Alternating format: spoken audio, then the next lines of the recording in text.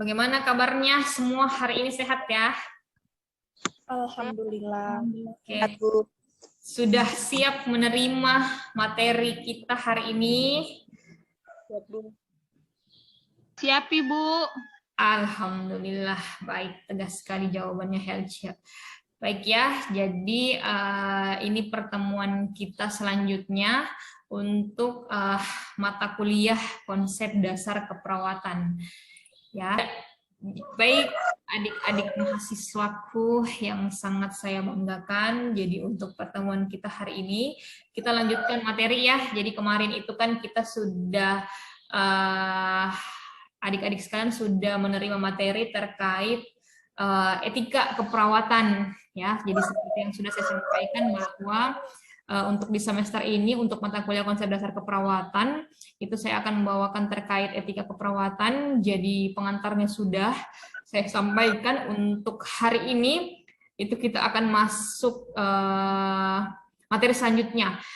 Sebelum kita masuk ke materi selanjutnya, saya mau tanya-tanya sedikit saja, sebentar aja, 2 menit.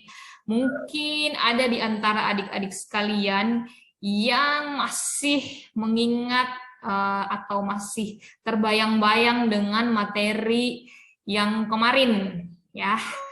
Jadi mungkin ada yang bisa menyampaikan terkait materi yang kemarin. Toh saya juga sudah share di Google Classroom untuk materinya ya. Jadi mungkin ada di antara kalian yang masih ingat terkait materi yang saya sampaikan. Mungkin ada yang bisa menyampaikan sedikit saja. Oke, baik. Nah, mantap. Sudah ada yang raise hand. Sudah ada yang coba untuk menyampaikan materi. Silahkan yang pertama, Dila Anggraini. Silahkan Dila, kira-kira kemarin dari materi yang saya sampaikan, kira-kira apa yang Etika. bisa Kata Dila ingat?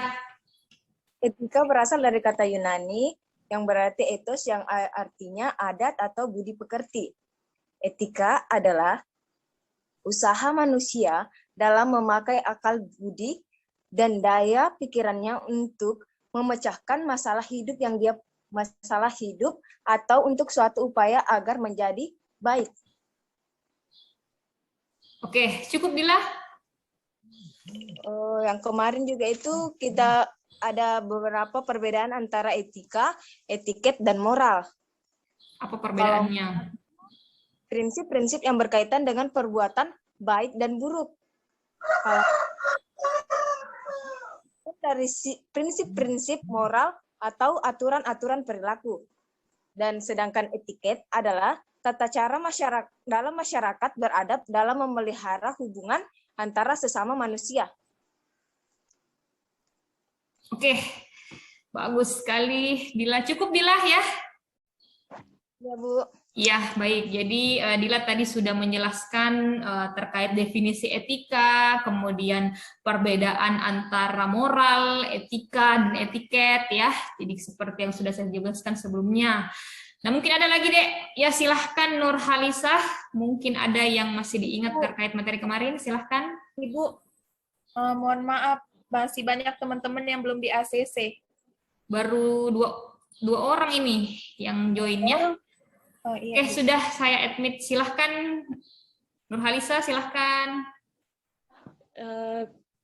Konsep moral dalam praktek keperawatan ada advokasi, istilah dalam konteks hukum yang berkaitan dengan upaya melindungi hak-hak manusia bagi mereka yang tidak mampu membela diri. Adapun peran perawat dalam advokasi, yang pertama karena perawat punya jam kerja jam 8 jam sampai 10 jam kerja.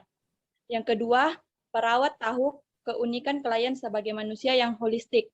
Yang ketiga, advokasi merupakan falsafah dan ideal keperawatan. Yang keempat, dalam advokasi perawat memberi informasi dan memberi bantuan pada klien. Kedua yaitu akuntabilitas, artinya dapat mempertanggungjawabkan suatu tindakan yang dilakukan dan dapat menerima konsekuensi dari ketindakan tersebut. Secara sistem hierarki, akuntabilitas terdiri atas yang pertama, tingkat individu atau pasien, kedua, tingkat institut atau profesional, ketiga, tingkat sosial. Habis itu, Bu. Ya, bagus sekali. Terima kasih ya Nurhalisa sudah menyampaikan apa yang Nurhalisa ingat terkait materi yang kemarin ya. Jadi yang diingat oleh Nurhalisa itu terkait konsep moral dalam praktik keperawatan ya. Jadi advokasi, kemudian akuntability dan loyalitas ya. Baik, terima kasih untuk Dila dan Nurhalisa yang sudah berbagi informasi tentang apa yang sudah mereka pahami mungkin atau apa yang minimal yang sudah dibaca terkait materi yang sudah saya sampaikan kemarin. Ada lagi? Masih adakah yang mau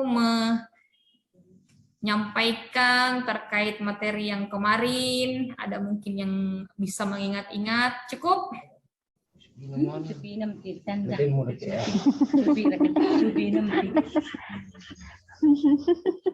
Iya, Risma? Ada yang ingin disampaikan?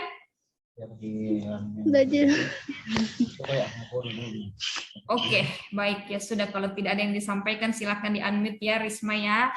Baik, jadi untuk hari ini jadi kita langsung masuk ke materi selanjutnya ya. Jadi untuk hari ini kita akan membahas terkait kode etik keperawatan. Jadi kemarin saya sudah sempat menjelaskan bahwa sebagai seorang perawat yang merupakan suatu profesi di mana kita terikat dengan etika keperawatan yang menjadi nilai-nilai atau norma-norma yang akan nantinya kita anut dalam melakukan setiap praktik keperawatan. Ya, dan dalam melaksanakan atau mengaplikasikan etika keperawatan itu kita perlu kode etik ya.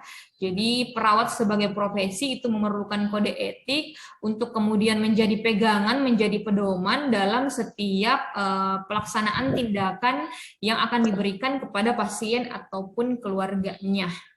Oke, jadi saya share screen ya untuk materi kita hari ini.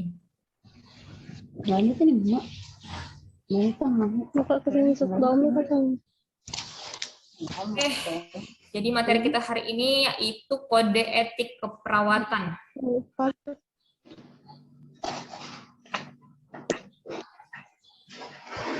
Oke, jadi ini sedikit introduction atau pengantar ya. Oke, jadi berdasarkan Undang-Undang Nomor 38 Tahun 2014 tentang keperawatan, jadi kemarin sempat saya singgung, jadi pertemuan selanjutnya sempat saya singgung bahwa kita sebagai perawat itu punya undang-undang sendiri yang mengatur tentang apa yang boleh dan apa yang tidak boleh kita lakukan selama kita menjadi perawat, sebagai perawat. Nah, ini definisi berdasarkan katanya ya. Jadi etika keperawatan kan terdiri dari dua kata, jadi etika dan keperawatan. Keperawatan sendiri adalah profesi yang bergerak pada bidang kesejahteraan manusia, yaitu dengan memberikan bantuan kepada individu yang sehat ataupun yang sakit supaya bisa menjalankan fungsi hidupnya sehari-hari. Sedangkan etika kemarin kita sudah singgung terkait etika ya, kita sudah bahas. Jadi etika adalah aturan ataupun norma yang bisa digunakan sebagai acuan bagi perlakuan seseorang yang berkaitan dengan tindakan baik ataupun tindakan buruk yang dilakukan seseorang dan merupakan suatu kewajiban dan juga tanggung jawab. Nah, etika keperawatan inilah yang kemudian, jadi etika keperawatan itu adalah aturan, norma-norma, nah di mana etika keperawatan ini yang mengatur hubungan antara perawat dan pasien ya. Nah, kode etik keperawatan di Indonesia sendiri itu pertama kali dirumuskan pada tahun 1976 dan memang sudah beberapa kali mengalami perubahan. Nah, kode etik yang berlaku saat ini di Indonesia itu merupakan hasil kesepakatan dari Musyawarah Nasional PPNI, Persatuan Perawat Nasional Indonesia, tahun 2000 yang terdiri dari mukadimah. Baik, jadi ini ada beberapa prinsip dalam etika keperawatan ya. Jadi yang pertama itu adalah otonomi. otonom. Otonomi artinya mampu menentukan sendiri, mampu mengatur diri sendiri, menghargai manusia, sehingga harapannya perawat memperlakukan mereka sebagai seseorang yang memiliki harga diri dan martabat, serta mampu menentukan sesuatu bagi dirinya. Jadi otonomi artinya mampu menentukan atau mengatur diri sendiri tentang tindakan apa kira-kira yang bisa diberikan kepada pasien atau keluarganya. Nah, berarti perawat itu menerapkan prinsip otonomi. Kemudian prinsip selanjutnya adalah benefisien. Nah, merupakan prinsip untuk melakukan yang baik dan bermanfaat. Benefisien kan artinya bermanfaat, tidak merugikan pasien ataupun tidak menimbulkan bahaya bagi pasien. Kemudian prinsip selanjutnya adalah justice. Jadi prinsip untuk bertindak adil. Justice kan artinya adil bagi semua individu. Setiap individu mendapatkan perlakuan yang sama dan mendapatkan tindakan yang sama. Tindakan sama itu tidak selalu identik, tetapi dalam hal ini persamaannya berarti mempunyai kontribusi yang relatif sama untuk kebaikan hidup seseorang. Jadi sejalan toh tadi dengan konsep dengan kode etik keperawatan bahwa perawat itu tidak boleh membeda-bedakan klien, entah itu dari jenis kelamin ke pekerjaan, status sosial, nah itu tidak boleh seperti itu karena memang prinsip etika keperawatan itu menjunjung tinggi keadilan atau justice. Kemudian prinsip selanjutnya adalah veracity. Jadi veracity adalah prinsip yang artinya mengatakan yang sebenar-benarnya atau tidak membohongi orang lain ataupun pasien. Jadi kewajiban untuk mengatakan yang sebenarnya didasarkan pada penghargaan terhadap otonomi seseorang dan mereka berhak untuk diberitahu tentang hal yang sebenarnya. Kemudian prinsip selanjutnya adalah menepati janji atau fidelity. Jadi perawat perlu menghargai janjinya, setia pada komitmennya, menyimpan rahasia klien, ya. Jadi kesetiaan ini menggambarkan kepatuhan perawat terhadap kode etik yang menyatakan bahwa tanggung jawab dasar dari perawat adalah meningkatkan kesehatan, mencegah penyakit, memulihkan kesehatan, dan meminimalkan penderitaan dari individu. Kemudian prinsip selanjutnya adalah non-malefisien, artinya tidak menimbulkan bahaya ataupun cedera fisik dan juga psikologis pada klien. Lalu prinsip selanjutnya adalah confidentiality atau menjaga kerahasiaan, ya, jadi menjaga rahasia. Segala sesuatu yang terdapat dalam dokumen catatan kesehatan atau yang biasa kita sebut rekam medis, ya. Jadi ada itu rekam medis yang dibawa-bawa oleh perawat. Kalau dokter visite, nah itu kan di dalamnya terdapat semua informasi tentang pasien, baik identitas ataupun kondisi kesehatannya, pemeriksaan-pemeriksaan apa yang diberikan kepada pasien, ada semua dalam situ rekam medis, toh. Nah, itu semua isinya adalah dokumentasi setiap tindakan yang diberikan. Jadi semua yang ada dalam situ hanya boleh dibaca dalam rangka pengobatan atau terapi klien. Jadi tidak ada seorang pun yang bisa memperoleh informasi tersebut kecuali jika diizinkan oleh klien dengan bukti persetujuan. Kemudian ingat, tidak boleh diskusi tentang klien di luar area pelayanan. Jadi kita tidak boleh menyampaikan kepada teman ataupun keluarga tentang klien dengan tenaga kesehatan lainnya. Jadi misalkan nih kita keluar dari ruangan atau misalkan bebas shift ketemu teman di lift, mungkin ketemu teman di tangga, kemudian diceritakan itu tadi pasienku tuh begini kakinya, ini yang sudah dibikin, luka besar sekali tuh lukanya, itu tidak boleh, ya. Jadi tidak boleh menyampaikan informasi terkait kondisi kesehatan pasien, baik itu kepada teman sejawat sendiri ataupun kepada orang lain, termasuk kecuali kalau misalkan informasi tersebut memang dibutuhkan untuk keperluan hukum, ya. Itu saja kita kalau misalkan nanti ya kalau kalian turun praktek, kalau kalian membuat asuhan keperawatan, melakukan wawancara, kemudian ada data tentang pasien, itu kita pakainya inisial nama, jadi kita tidak boleh sebutkan nama lengkapnya. Ya, jadi misalkan namanya Reskia jadi inisialnya R, ya, seperti itu.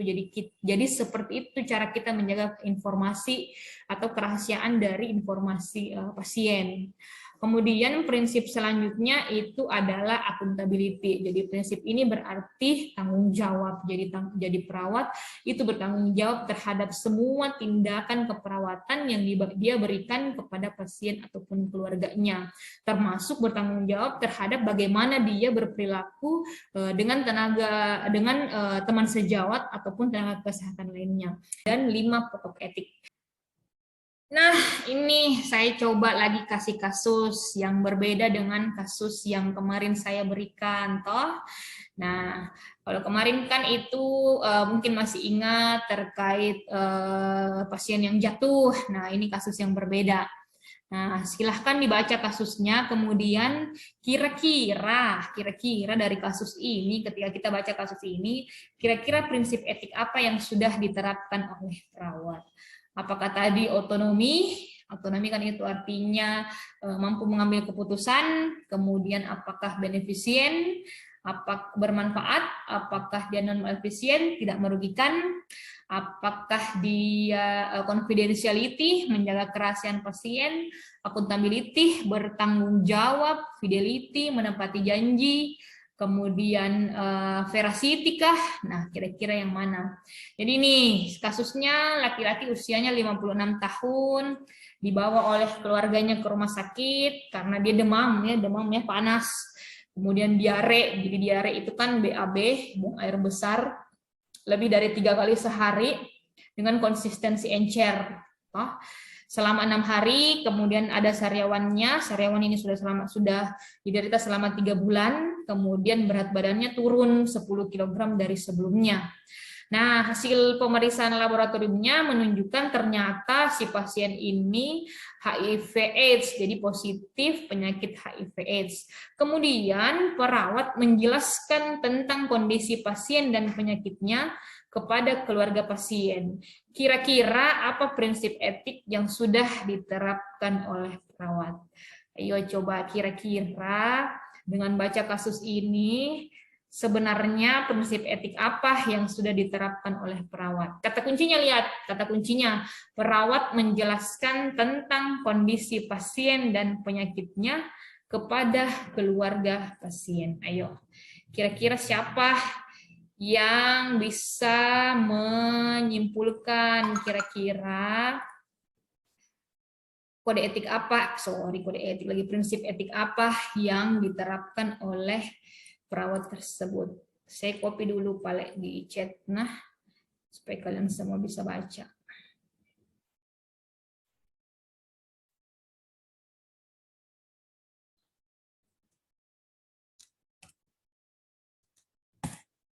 Nah, tuh.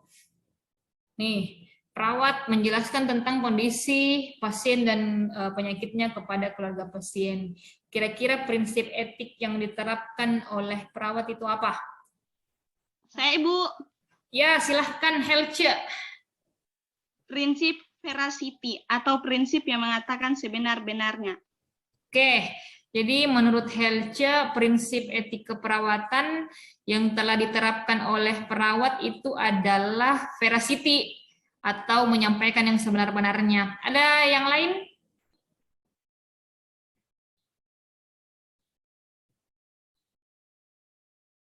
Oke. Baiklah. Jadi ya. Nah,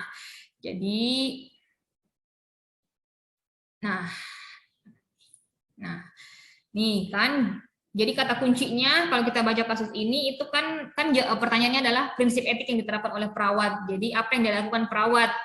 Perawat menjelaskan tentang kondisi pasien dan penyakitnya kepada keluarga pasien. Jadi seperti yang sudah dijawab oleh Helce bahwa prinsip etik yang sudah diterapkan oleh perawat tersebut adalah veracity. Artinya si perawat menyampaikan informasi yang sebenar-benarnya tentang kondisi pasien kepada pasien ataupun keluarganya.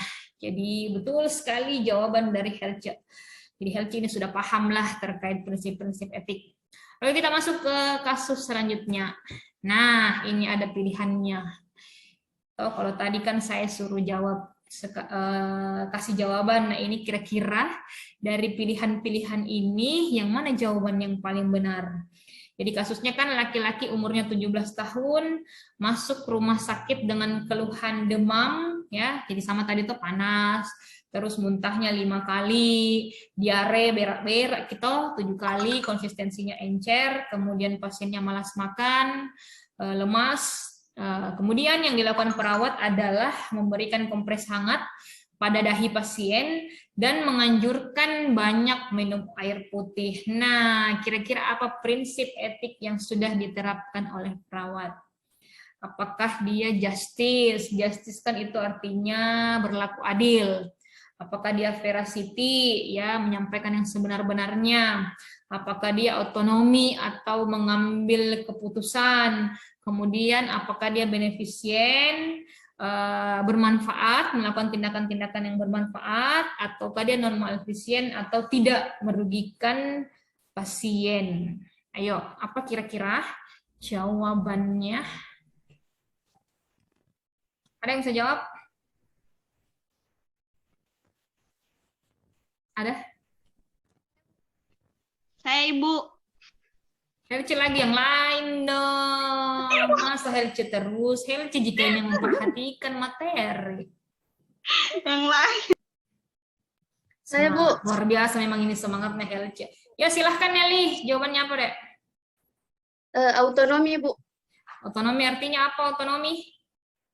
Dapat kita ketahui sendiri bahwa definisi dari prinsip autonomi ini adalah kemampuan untuk menentukan sendiri atau mengatur diri sendiri, di mana perawat mampu berbuat atau membuat keputusan sendiri.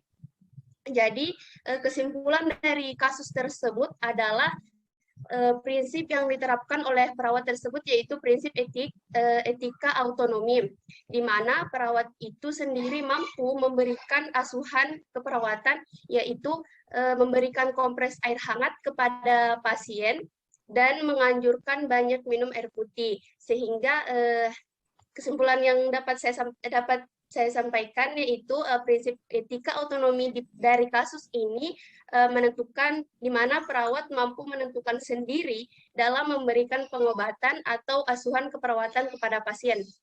Seperti itu, Bu. Baik, luar biasa jawabannya Nelly ya. Jadi menurut Nelly yang dilakukan oleh perawat itu menerapkan prinsip otonomi. Ya, karena menurut Nelly perawat bisa mengambil keputusan sendiri untuk memberikan perawatan kepada pasien ya. Jadi dia memberikan kompres hangat, kemudian menganjurkan banyak minum air putih kepada pasien. Oke, ada yang kira-kira jawabannya berbeda dengan Nelly? Oke, baik, sudah sepaham ya. Oke, jadi pesan saya prinsip-prinsip etik keperawatan yang sudah saya jelaskan tadi itu harus dihafal deh. Jadi bukan hanya kata perkataannya saja, tetapi juga kalimat, maksud, kemudian kira-kira kalau kalian besok-besok baca kasus, nah kira-kira prinsip etik apa yang sudah diaplikasikan atau yang diterapkan oleh perawat pada kasus tersebut ya. Karena kan nantinya ke depannya ini kalian akan belajar sistem ujiannya itu kan kebanyakan adalah multiple choice ya, pilihan ganda. Jadi jangan sampai bingung menentukan kira-kira jawaban mana yang tepat. Nah, salah satu tadi kan contohnya tentang prinsip etik. Jadi prinsip etik kalau kita baca kasus, lihat kata kuncinya, kira-kira yang mana yang sesuai dengan pertanyaan. Jadi jawabannya seperti apa itu kita lihat dulu pertanyaannya. Pertanyaannya tadi tentang prinsip etik, berarti yang kita perhatikan lebih itu adalah tindakan perawatnya. Ya, kemudian hafal pokoknya di ujian kompetensi perawat itu paling sering muncul itu prinsip-prinsip etik ya, karena memang ini merupakan dasar dalam setiap tindakan keperawatan ya. Jadi tidak ada itu yang mana prinsip yang harus yang didahulukan, tidak. Jadi semua prinsip-prinsip etik dalam keperawatan itu wajib diaplikasikan dalam setiap tindakan keperawatan.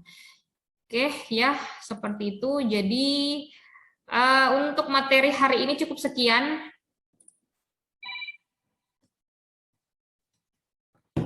Ya, jadi untuk hari ini kita sudah belajar tentang kode etik keperawatan. Jadi yang mana itu kode etik keperawatan, kemudian kode etik keperawatan itu mengatur hubungan antara perawat dengan siapa saja, kemudian yang mana yang termasuk dalam prinsip-prinsip etika keperawatan. Nanti saya share semua materinya. Ada yang ingin bertanya sampai di sini, Dek, sebelum kita tutup? Karena mau masuk Ibu Lestari itu. Saya mau Ya, bertanya. silahkan Viola, silahkan boleh. Kenapa perawat itu sangat perlu memiliki dan memahami kode etik keperawatan? Oke, jadi pertanyaannya kenapa perawat itu perlu untuk mengetahui atau memahami kode etik keperawatan? Oke, ada lagi Dek yang mau bertanya? Cukup? Ada?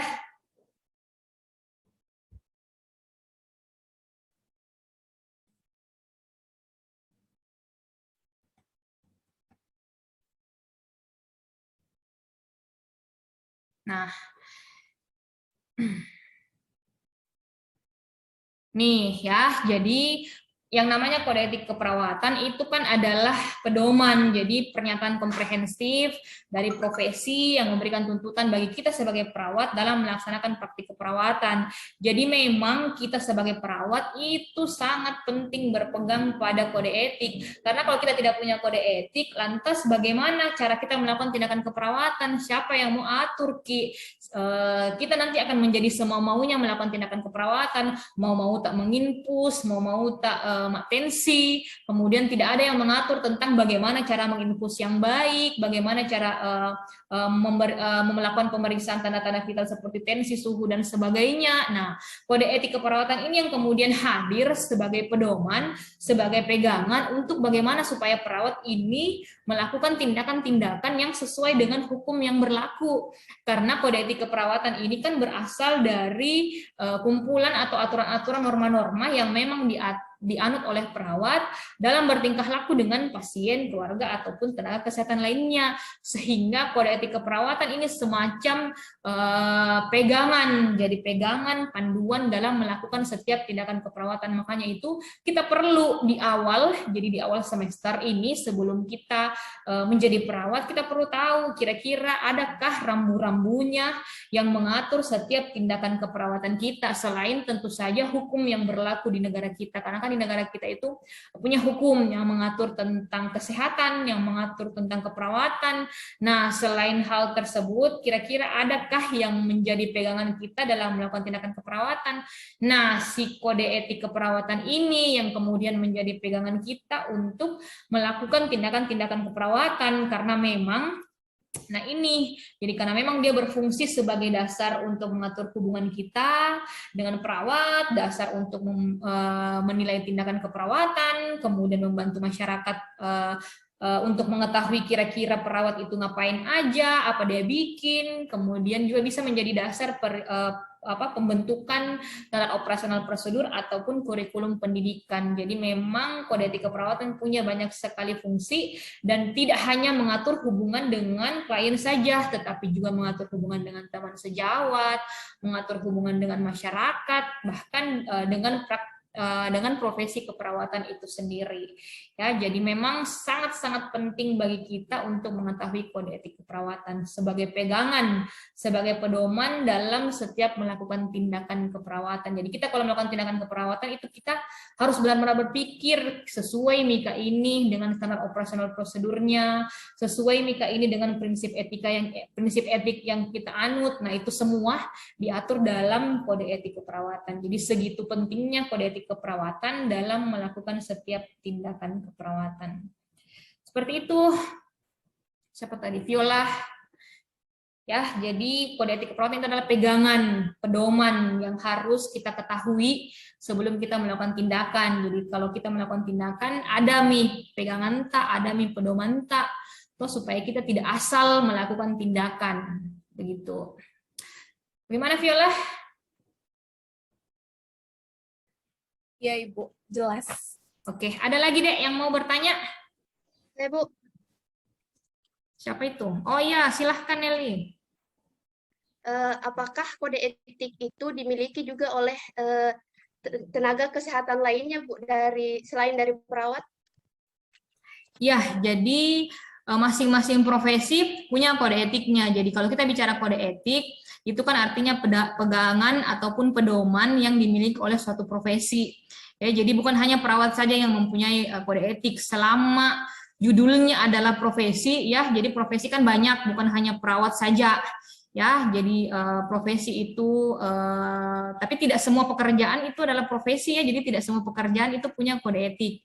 Misalkan nih, mohon maaf sekali, misalkan abang-abang beca, tahu ya, jadi abang-abang beca itu memang adalah pekerjaan, tetapi itu bukan profesi karena tidak ada kode etiknya. Ya, jadi yang punya kode etik itu hanya profesi saja. Jadi tidak semua pekerjaan itu punya kode etik. Yang punya kode etik itu hanya profesi. Ya, seperti misalkan pengacara. Nah, pengacara itu adalah profesi, makanya mereka punya kode etik. Jadi yang punya kode etik itu hanya profesi saja. Tapi kalau semua pekerjaan belum tentu memiliki kode etik. Gitu. Jadi bukan hanya perawat saja yang punya kode etik. Jadi semua profesi yang memang adalah profesi itu pasti memiliki kode etik yang mengatur bagaimana mereka berinteraksi dengan kliennya. Ya, makanya kan kita sebutnya itu adalah klien karena kita adalah profesi yang menjunjung tinggi nilai profesionalitas. Ya, makanya kita sebutnya klien meskipun memang lebih sering disebut pasien. Tapi kan berdasarkan undang-undang kita sebutnya adalah klien. Karena kita adalah profesi. Oke, cukup Nelly? Iya Bu, terima kasih atas penjelasannya. Iya, sama-sama Nelly. Ada lagi yang lain, Dek? Oke, cukup ya. Baik, untuk hari ini cukup sekian. Jadi saya sudah menyampaikan materi tentang kode etik keperawatan.